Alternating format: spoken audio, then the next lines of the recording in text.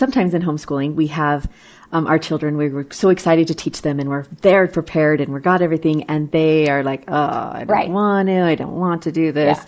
And I know you teach this a lot. So could you give us some tips on how you build that curiosity in your children? A lot of it, the love of learning. Mm-hmm. A lot of it's getting out of the way. So if my kids aren't engaged, you have two options. One, So first of all, get out of the way, which means that curiosity comes from inside. You cannot force creativity. You can't force creativity. You can't force curiosity. Mm-hmm. So a lot of it has to do with stepping out of the situation and not feeling like you have to do anything other than provide the environment. So I'm really big in making sure your environment is not distracting, and then having lots of phenomenal resources that may or may not ever get used. Mm-hmm. But you know that they're going to provide that kind of environment so that the kids, when they do want to engage, they have resources available to them. So that's the first thing. So name some of those resources. So toys, for example. Okay. Toys can either do the work for the child or they can actually allow the child to do the work. Mm. So a toy that does one thing, that makes a lot of noise, that has a lot of flashy buttons, as a general rule, is not a great toy for developing curiosity because it does one thing. It's like I push the button and, and they'll say things like, oh, it develops hand-eye coordination. And I'm like, so does a pencil.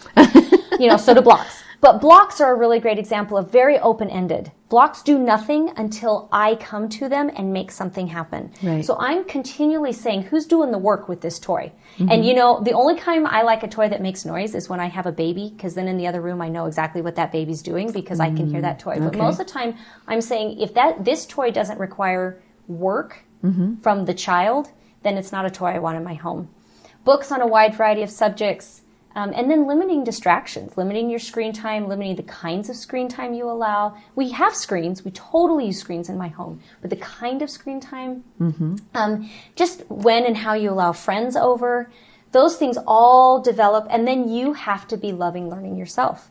My kids watch me learn all the time. They're learning. I'm learning, either I'm taking a course online or I'm reading a book, or I'm doing something hands-on, and they watch me in the failure process of learning. They watch me in the mistakes, and then they watch me go, oh, guess what I learned today? And I'm jumping up and down. This is so cool, and let's talk about this. And they get to see, because what mom loves, the kids are like, oh, that's important, right? They may not love I love business, right? And I love learning about business.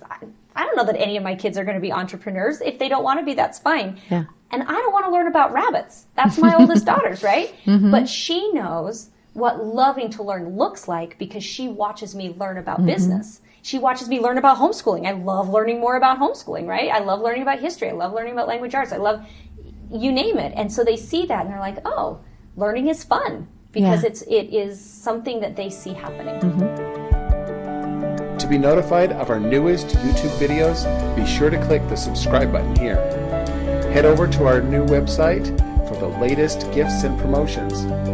For more videos like this one, click this playlist here.